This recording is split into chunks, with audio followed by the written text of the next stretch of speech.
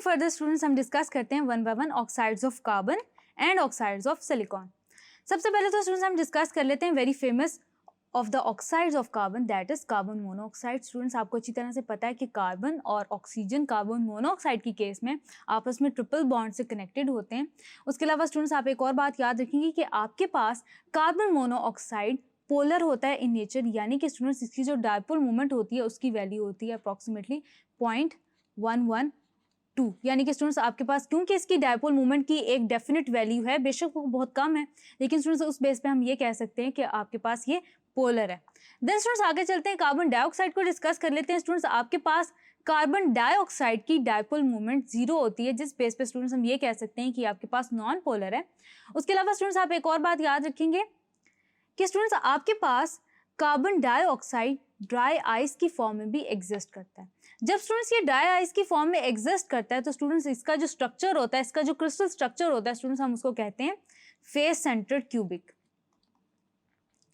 Face centred cubic students आपके पास वो cube होता है जिसके फेसेस पे भी आपके पास लेटिस पॉइंट्स प्रेजेंट होते हैं, कॉर्नर्स के साथ साथ एंड सेंटर के साथ साथ। तो स्टूडेंट्स ये आपका हो गया फेस सेंटर्ड क्यूबिक। उसके अलावा स्टूडेंट्स हमने देखा कि कार्बन डाइऑक्साइड की डायपोल मूवमेंट की डेफिनेट वैल्यू नहीं होती है, यानी कि स्टूडेंट्स डायपोल मूवमेंट इसकी 0 होती है, दैट इज वाई इसको हम नॉन पोलर कहते हैं।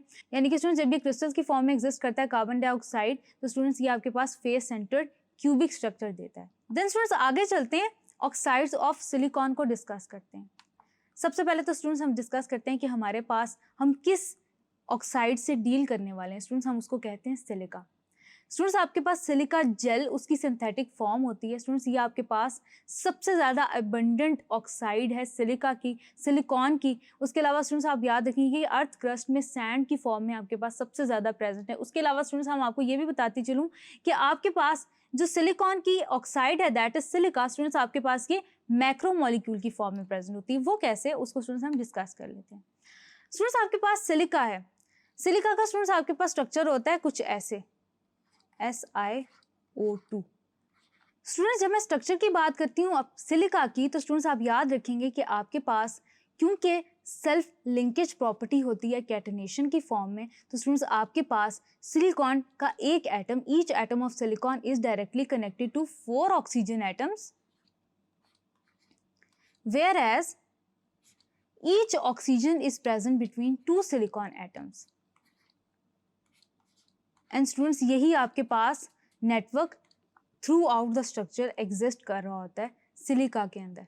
मूविंग फर्दर स्टूडेंट्स हम डिस्कस करेंगे कि आपके पास सिलिका का फॉर्मूला, या स्टूडेंट्स आप सिलिका को SiO2 बोलते हैं on the basis of the ratio of atoms, यानी कि स्टूडेंट्स आपके पास 1 silica is present in the ratio of 2 oxygen atoms, that is why students आपके पास ये फॉर्मूला इसको असाइंड है। ये उसका मॉलिक्यूलर फॉर्मूला नहीं है, क्योंकि स्टूडेंट्स आपके पास जो पूरी चंक होती है सिलिका की, यानी कि आपके पास जो पूरा इसका स्ट्रक्चर होता है सिलिका का, उसको स्टूडेंट्स आप SiO2 कहते हैं। आप एक मॉलिक्यूल को नहीं कह रहे होते, क्योंकि उसकी फॉर्म में एग्जिस्ट भी नहीं कर रहा, ये पूरे स्ट्रक्चर या नेटवर्क की फॉर्म में एग्जिस्ट कर रहा होता है। देन स्टूडेंट्स आप अपने सामने देख सकते हैं कि आपके पास जो क्वार्ट्ज है वो इसकी हाईली ट्रांसपेरेंट फॉर्म होती है सिलिका की, प्योर क्रिस्टलीन फॉर्म होती है सिलिका की, जिसको स्टूडेंट्स आप कहते हैं क्वार्ट्ज। स्टूडेंट्स आपके पास क्वार्ट्ज के अंदर मुख्तलिफ टाइप्स आ जाती हैं, आपके पास रॉक क्वार्ट्ज आ जाता है, एमीथाइस्ट आ जाता है, स्टूडेंट्स आपके पास क्रिस्टल आ जाते हैं मुख्तलिफ तरह के, स्टूडेंट्स आपके पास जिनके पास ओपल आ जाता है स्टूडेंट्स, यानी कि मुख्तलिफ तरह की आपके पास क्वार्ट्ज की टाइप्स होती हैं। और वो टाइप स्टूडेंट्स उसके अंदर किस तरह से आती हैं डिपेंड करता है कि कौन सी इम्प्योरिटी उसके अंदर प्रेजेंट है, वो वैसा उसको कलर दे रही होती है। देन स्टूडेंट्स आपके पास कार्बन डाइऑक्साइड और सिलिका के अंदर इतना बड़ा डिफरेंस क्यों है, why there is a big difference between carbon dioxide and silica. तो स्टूडेंट्स आप याद रखेंगे कि आपके पास कार्बन डाइऑक्साइड जस्ट एक मॉलिक्यूल है, जबकि स्टूडेंट्स आपके पास सिलिका पूरा नेटवर्क है सिलिकॉन एटम्स का with that of oxygen atoms, जिसके अंदर स्टूडेंट्स आपके पास आ silica atom is connected directly tetrahedrally to 4 oxygen atoms like we discussed earlier students, और आपके पास each oxygen atom is connected to 2 silicon atoms, यानी कि स्टूडेंट्स आपके पास वही structure throughout the whole macro molecule repeat होता चला जाता है। That is why students you call a whole chunk of silica as SiO2, यानी कि आप असाइन कर रहे होते हैं उसको एक atomic ratio of 1:2। That is why students आपके पास स्पेसिफिकली उसको वो फॉर्मूला या उसके पास वो फॉर्मूला उसको असाइन होता है। मूविंग फॉरवर्ड स्टूडेंट्स हम डिस्कस करते हैं different types of silicates. Students आप याद रखिएगा, हम सबसे पहले डिस्कस करने जा रहे हैं सोडियम सिलिकेट को, यानी कि students it is the salt of silicic acid. तो स्टूडेंट्स आगे चलते हैं। सबसे पहले तो देखते हैं स्टूडेंट्स आपके पास कि ये बनता कैसे। आप क्या करते हैं स्टूडेंट्स के सोडियम कार्बोनेट को रिएक्ट करवा देते हैं सिलिका से। एज अ रिजल्ट स्टूडेंट्स आपके पास Na2SiO3 प्लस CO2 ये बनते हैं, यानी कि आपके पास सोडियम सिलिकेट और कार्बन डाइऑक्साइड बनता है। अब स्टूडेंट्स इसके यूजेस क्या हैं आपके पास? ये आपके पास ज़्यादातर स्टूडेंट्स यूज होते हैं फिलर के तौर पे, यानी कि कॉस्मेटिक इंडस्ट्रीज में इसको फिलर्स के तौर पे इस्तेमाल किया जाता है। सोप में, इन सोप इंडस्ट्री इसको टेक्सटाइल में यूज़ किया जाता है एज फायर प्रूफ, यानी कि इसकी फायर प्रूफिंग कैपेबिलिटीज़ होती हैं। That is why then students इसको फर्नीचर पॉलिश में यूज़ किया जाता है, इसको कैलिको प्रिंटिंग के अंदर यूज़ किया जाता है, यानी कि स्टूडेंट्स इसके थोड़े से यूजेस हैं, इनको आप याद रखेंगे। देन स्टूडेंट्स आगे चलते हैं, हम देखते हैं कि हमारे पास एल्यूमिनियम सिलिकेट्स क्या होते हैं। अब स्टूडेंट्स आपके पास एल्यूमिनियम सिलिकेट्स कैसे बनते हैं? ये बनते हैं रॉक्स की केमिकल वेदरिंग से। अब स्टूडेंट्स आप याद रखेंगे कि आपके पास जो रॉक्स होते हैं उनके अंदर कुछ मिनरल्स प्रेजेंट होते हैं। अब स्टूडेंट्स वो जो मिनरल्स होते हैं वो आपके सिलिकॉन के, एल्यूमिनियम के, यानी कि इन सबके मिनरल्स होते हैं।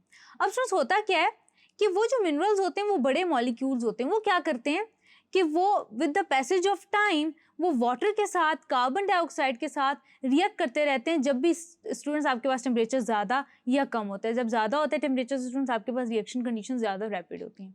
अब स्टूडेंट्स होता क्या है कि वो आपके पास वो जो कॉम्प्लेक्स मॉलिक्यूल्स होते हैं वो ब्रेक डाउन करते हैं into silica, potassium carbonate and kaolin from that of potassium feldspar. अब स्टूडेंट्स आपके पास पोटेशियम फेल्सपार क्या है? K2O.Al2O3.6SiO2। अब स्टूडेंट्स ये आपके पास क्या है? पोटेशियम फेल्सपार है। अब स्टूडेंट्स ये जो पोटेशियम फेल्सपार है आपके पास, इसकी होती है केमिकल वेदरिंग, यानी कि स्टूडेंट्स ये आपके पास पोटेशियम फेल्सपार जो है ये एक मैक्रो मॉलिक्यूल है, यानी कि स्टूडेंट्स ये एक मिनरल है। ये क्या करता है एडवर्स कंडीशंस के अंदर, यानी कि स्टूडेंट्स ये क्योंकि रॉक्स का हिस्सा होता है तो क्या होता है स्टूडेंट्स कि आपके पास रिएक्ट करता है वाटर के साथ, कार्बोनिक एसिड के साथ प्लस H2O, यानी कि स्टूडेंट्स आपके पास कार्बन डाइऑक्साइड के साथ इनडायरेक्टली रिएक्ट करता है in the form of carbonic acid plus water. और स्टूडेंट्स क्या होता है कि ये ब्रेक डाउन होकर आपके पास बनता है in terms of potassium carbonate plus silica plus Al2O3.SiO2 whole twice dot 2H2O। अब स्टूडेंट्स ये आपके पास पोटेशियम फेल्सपार था और ये स्टूडेंट्स आपके पास क्ले है, प्योर क्ले, या स्टूडेंट्स इसको हम कहते हैं केओलिन। अब स्टूडेंट्स ये जो आपके पास प्योर क्ले या केओलिन है, आप याद रखेंगे स्टूडेंट्स कि ये आपके पास वाइट कलर की होती है। आई होप कि स्टूडेंट्स आपको केमिकल वेदरिंग का कॉन्सेप्ट पता चल गया, यानी कि स्टूडेंट्स आपके पास रिएक्शन होते हैं मिनरल्स के with that of water molecules with that of carbon dioxide. और स्टूडेंट्स रिएक्ट करके ये क्या करते हैं? ब्रेक डाउन होते हैं।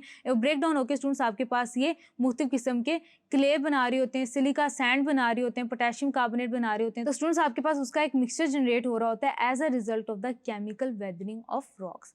अब स्टूडेंट्स ये जो आपके पास क्ले होती है ये प्योर होती है, इसको हम केओलिन कहते हैं, ये वाइट इन कलर होती है। अब स्टूडेंट्स यहाँ पे आप कुछ पॉइंट्स याद रखेंगे कि ये जो प्योर क्ले होती है in the form of kaolin, students इसको आप चाइना वेयर्स बनाने में यूज़ करते हैं, चाइना वेयर्स। और स्टूडेंट्स चाइना वेयर्स जो होते हैं बेसिकली वो कम्बिनेशन होते हैं आपके प्योर क्ले के, केओलिन के, बोन ऐश के, यानी कि प्योर क्ले, केओलिन और फेल्सपार, बोन ऐश, ये मिलके स्टूडेंट्स आपके चाइना वेयर्स की कंपोजिशन बना रहे होते हैं। यानी कि स्टूडेंट्स आपके पास जो चाइना वेयर्स होते हैं वो आपके पास प्योर क्ले के बने होते हैं। देन स्टूडेंट्स आगे देखते हैं, आपके सामने स्टूडेंट्स एक ग्लेजिंग और पोट्री की एग्जांपल है। स्टूडेंट्स आप ये देख सकते हैं कि स्टूडेंट्स आपके पास जो इम्प्योर क्ले और प्योर क्ले कैसे डिफरेंट होती है। जो स्टूडेंट्स आपके पास इम्प्योर क्ले होती है वो इजीली फ्यूजिबल होती है, यानी कि स्टूडेंट्स उसका जो मेल्टिंग पॉइंट होता है वो जल्दी आ जाता है। और स्टूडेंट्स उसका मेल्टिंग पॉइंट जल्दी इसलिए आता है क्योंकि स्टूडेंट्स उसके अंदर बहुत सारी इम्प्योरिटीज प्रेजेंट होती हैं, यानी कि स्टूडेंट्स उसके अंदर बहुत सारे मेटल्स प्रेजेंट होते हैं जो कि स्टूडेंट्स उसको कलर इम्पार्ट कर रहे होते हैं। अब स्टूडेंट्स आप ये भी याद रखेंगे कि आपके पास जो प्योर क्ले होगी वो व्हाइट कलर की होगी, जबकि स्टूडेंट्स आपके पास इम्प्योर क्ले होगी वो आपको रेडिश ब्राउन कलर देगी। क्यों? क्योंकि स्टूडेंट्स उसके अंदर आयरन प्रेजेंट है, उसके अंदर कैल्शियम, मैग्नीशियम, ये तमाम स्टूडेंट्स मेटल अपनी ऑक्साइड के साथ प्रेजेंट है, दैट इज वाई वो जल्दी फ्यूजिबल भी हो जाएगी। उसके अलावा स्टूडेंट्स आप ये भी याद रखेंगे उसकी वजह से जो आपके पास जो इम्प्योर क्ले है स्टूडेंट्स उसका कलर भी रेडिश होगा। इम्प्योर क्ले को स्टूडेंट्स आपके पास स्टोन वेयर्स बनाने में यूज किया जाता है, जबकि प्योर क्ले को स्टूडेंट्स आपके पास चाइना वेयर्स बनाने के लिए यूज किया जाता है। इम्प्योर क्ले से स्टूडेंट्स आप ब्रिक्स बनाते हैं, ब्रिक मटेरियल बनाते हैं। उसके अलावा स्टूडेंट्स आप एक और बात याद रखेंगे कि आपके पास जो स्टोन वेयर्स होते हैं जो कि इम्प्योर क्ले से मिलके बने होते हैं स्टूडेंट्स उनकी ग्लेजिंग की जाती है। स्टूडेंट्स आपके पास जितने भी इम्प्योर क्लेज होते हैं इनके अंदर पोरस सरफेस होती है। पोरस सरफेस का मतलब है स्टूडेंट्स उसके अंदर एयर स्पेसेस प्रेजेंट होती हैं। अब स्टूडेंट्स वो जो एयर स्पेसेस प्रेजेंट होती हैं या जो पोरस सरफेसेस प्रेजेंट होती हैं स्टूडेंट्स क्या किया जाता है, उनकी ग्लेजिंग की जाती है। वो कैसे की जाती है कि स्टूडेंट्स आपने कोई भी स्टोन वेयर बनाया है इम्प्योर क्ले से, क्या होता है स्टूडेंट्स कि आप उसको हाई टेम्परेचर पे ट्रीट करते हैं और क्या करते हैं सोडियम क्लोराइड का या किसी भी सॉल्ट का आप थोड़ा सा क्वांटिटी लेते हैं और उसके ऊपर स्प्रिंकल कर देते हैं उस हॉट सरफेस के ऊपर। अब स्टूडेंट्स होता क्या है कि वो अपने मेल्टिंग पॉइंट की तरफ पहुंच जाती है वो सॉल्ट, और वो क्या करती है कि वो अपने पूरे सरफेस को उस पूरे सरफेस पे फैल जाती है। अब स्टूडेंट्स एज अ रिजल्ट क्या होता है कि आपके पास मुख्तलिफ कंपाउंड्स जनरेट होते हैं। वो कंपाउंड्स कौन से होते हैं स्टूडेंट्स, आपके पास एल्यूमिनियम सिलिकेट और सोडियम एल्यूमिनियम सिलिकेट। अब स्टूडेंट्स ये जो आपके पास सोडियम सिलिकेट या सोडियम एल्यूमिनियम सिलिकेट या सोडियम एल्यूमिनेट ये कंपाउंड्स जो स्टूडेंट्स अपने बनते हैं ये क्या करते हैं स्टूडेंट्स, ये मेल्ट होते हैं और ये पूरी सरफेस पे फैल जाते हैं। यानी कि स्टूडेंट्स आपका जो ग्लेज होता है, आपका जो स्टोन वेयर होता है उसकी सरफेस पे फैल जाते हैं, उसकी जो पोरोसिटीज होती हैं उसके अंदर ही चले जाते हैं और क्या करते हैं उसकी सरफेस को स्मूथ बना लेते हैं। तो इस तरह से स्टूडेंट्स आपके पास क्या होता है कि जो स्टोन वेयर ग्लेसेस होते हैं उनकी सरफेसेस स्मूथ होती हैं। दोबारा से स्टूडेंट्स इन पॉइंट्स को हम रिपीट करेंगे कि आपके पास प्योर क्ले से चाइना वेयर्स बनती हैं, जबकि इम्प्योर क्ले से स्टूडेंट्स आपके पास क्या बनती हैं, स्टोन वेयर्स बनती हैं। जबकि स्टूडेंट्स आप याद रखेंगे कि आपके पास स्टोन वेयर से आप ब्रिक्स भी बनाते हैं, जबकि स्टूडेंट्स आपके पास जो प्योर क्लेज होती हैं वो चाइना वेयर्स की बनी होती हैं। वो किसके कॉम्बिनेशन से बनी होती हैं, आपके पास बोन ऐश, फेल्सपार, प्योर क्ले यानी कि केओलिन से मिलकर बनी होती है। उसके अलावा स्टूडेंट्स जब इम्प्योर क्लेस की हम बात करते हैं उससे जो स्टोन वेयर्स बनती है उनकी ग्लेजिंग हम कैसे करते हैं, कोई भी सॉल्ट है स्टूडेंट्स वो उसकी हॉट सरफेस पे स्प्रिंकल कर देते हैं, जो कि स्टूडेंट्स आपके पास सोडियम एल्यूमिनेट सिलिकेट्स बना के वो क्या करती है पूरी मेल्ट होकर उसकी सरफेस कवर कर लेती है, जिसकी वजह से स्टूडेंट्स आपके पास क्या होता है कि उनकी जो सर्फेसिस होती हैं स्टोन वेयर्स की वो स्मूथ हो जाती हैं। ग्लेजिंग स्टूडेंट्स क्यों की जाती है आपके पास मुख्तलिफ सब्सटेंसेस की स्टोन वेयर्स की, वो इसलिए की जाती है ताकि स्टूडेंट्स क्या हो कि एक फाइन लेयर आ जाए, उसके अलावा स्टूडेंट्स एक इंसुलेशन या कोटिंग लग जाए आपकी किसी भी वेयर सरफेस के ऊपर। तो स्टूडेंट्स आई होप कि आपको स्टोन वेयर्स और उनकी सिग्निफिकेंस या आपके पास एल्यूमिनियम सिलिकेट्स और उनकी सिग्निफिकेंस आपको इन टर्म्स ऑफ ग्लेजिंग समझ आ गई होगी और आपको समझ आ गई होगी कि आपने किस तरह से प्योर क्लेज और इम्प्योर क्लेज आपस में डिफरेंशिएट करें in terms of their uses.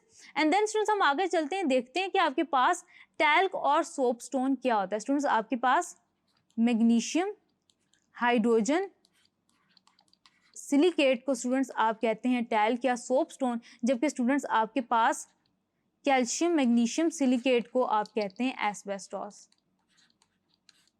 Students आपके पास टैल्क और सोप स्टोन का जो आपके पास जो सिग्निफिकेंस है वो स्टूडेंट्स आप याद रखेंगे कि वो आता है आपके कॉस्मेटिक इंडस्ट्री के अंदर आता है। स्टूडेंट्स आपकी जितनी भी कॉस्मेटिक की प्रोडक्ट्स होती हैं उसके अंदर टैल्क और सोप स्टोन टैल्क के अंदर प्रेजेंट होते हैं। उसके अलावा स्टूडेंट्स ये फिलर्स के तौर पर भी यूज़ होते हैं। बिल्कुल इसी तरह स्टूडेंट्स आप याद रखेंगे कि आपको मुख्तलिफ केमिकल एपरेटसेस के अंदर भी यूज़ किया जाता है, एस्बेस्टॉस डायफ्राम को यूज़ किया जाता है। उसके अलावा स्टूडेंट्स इसको भी आप पोट्री ग्लेसेस के अंदर इस्तेमाल करते हैं। देन स्टूडेंट्स आगे चलते हैं, डिस्कस करते हैं कि आपके पास विट्रस सिलिका क्या होता है। स्टूडेंट्स अगर आप सिलिका लें उसको आप हीट करें हायर टेम्परेचर पे यहाँ तक कि वो फ्यूजिबल फॉर्म में हो जाए, यानी कि स्टूडेंट्स आप उसको 15 to 1600 डिग्री सेल्सियस तक हीट करेंगे। अब स्टूडेंट्स आप क्या करेंगे कि आपने उसको हीट तो कर दिया, उसका जो स्ट्रक्चर है वो डिस्टर्ब हो जाएगा, यानी कि स्टूडेंट्स वो थोड़ा सा एक्सपैंड कर जाएगा। स्टिल स्टूडेंट्स उसके अंदर सिलिका वाला स्ट्रक्चर होगा, यानी कि ऑक्सीजन स्टिल सिलिकॉन एटम्स के इर्द गिर्द प्रेजेंट है, टेट्राहेड्रली बॉन्डेड है, लेकिन स्टूडेंट्स आपके पास बॉन्ड एंगल्स थोड़े से डिफरेंट हो गए हैं, डिस्टेंसेस थोड़े से चेंज हो गए। अब स्टूडेंट्स क्या होगा, अब आप क्या करेंगे कि उसको कूल कर देंगे बिलो इट्स फ्रीजिंग पॉइंट, यानी कि स्टूडेंट्स आप उसको बहुत जल्दी से कूल करेंगे ट्रेमेंडसली, यानी कि स्टूडेंट्स उनकी अंडर कूल्ड या सुपर कूल कंडीशन हो जाएगी। अब स्टूडेंट जब वो इतनी तेज़ी से कूल डाउन होंगे तो स्टूडेंट्स उनके पास क्रिस्टलाइज करने का टाइम नहीं होगा, जिसकी वजह से स्टूडेंट्स ये अपनी एक सॉलिड फॉर्म ले लेंगे जिसको हम कहेंगे विट्रस सिलिका। यानी कि स्टूडेंट्स उसका तकरीबन स्ट्रक्चर सिलिका जैसा ही होता है, लेकिन स्टूडेंट्स उसकी क्या होता है कि बॉन्ड लेंथ और आपके पास थोड़ी सी अरेंजमेंट जो है वो लूज हो जाती है या डिसऑर्डर्ड हो जाती है। अब स्टूडेंट्स आप याद रखेंगे कि इसकी कुछ प्रॉपर्टीज हैं, उनको हम डिस्कस करेंगे। ये तो स्टूडेंट्स आपके पास हो गया कि विट्रस सिलिका क्या होता है। स्टूडेंट्स इनकी जो होती है ट्रांसपेरेंसी लाइट से बहुत ज़्यादा होती है, ये रिफ्रैक्टरी होते हैं, यानी कि स्टूडेंट्स ये हीट रेजिस्टेंट होते हैं, यानी कि 15 to 1600 डिग्री सेल्सियस से नीचे टेम्परेचर से ये सॉफ्ट नहीं होते, यानी कि इससे ऊपर टेम्परेचर आपको करना पड़ता है, टेम्परेचर इंक्रीज करना पड़ता है तो ये सॉफ्टन होते हैं। उसके अलावा स्टूडेंट्स इनका थर्मल एक्सपेंशन बहुत कम होता है, यानी कि आप on providing them temperature, on applying them with temperature, students ये ज़्यादा एक्सपैंड नहीं करते, यानी कि मूव अपार्ट नहीं करते। दे आर एक्सेलेंट इंसुलेटर्स, यानी कि आप इनको इंसुलेशन के अंदर यूज़ करते हैं। ये हार्ड, ब्रिटल और इलास्टिक होते हैं। Students by brittle I mean कि ये स्टूडेंट्स आपके पास डेफिनेट डायरेक्शंस के अंदर कट हो जाते हैं, यानी कि स्टूडेंट्स आप इनको प्रेशर प्रोवाइड करते हैं तो ये फ्रैक्चर हो जाएंगे। देन स्टूडेंट्स ये इनसॉल्युबल होते हैं अपनी इन्हीं प्रॉपर्टीज़ की वजह से और अनरिएक्टिव होते हैं विद दैट ऑफ अल्केलाइज या बहुत सारे एसिडिक और बेसिडिक रिएजेंट से रिएक्ट नहीं करते। उसके अलावा स्टूडेंट्स जो वाहिद एक एसिडिक रिएजेंट है जिससे ये रिएक्ट करते हैं वो है आपके पास स्टूडेंट्स हाइड्रोजन फ्लोराइड, यानी कि hydrofluoric acid. Having said that students आगे चलते हैं, थॉरली डिस्कस करते हैं कि आपके पास सिलिकॉन्स क्या होते हैं और उनकी प्रॉपर्टीज़ क्या होती हैं।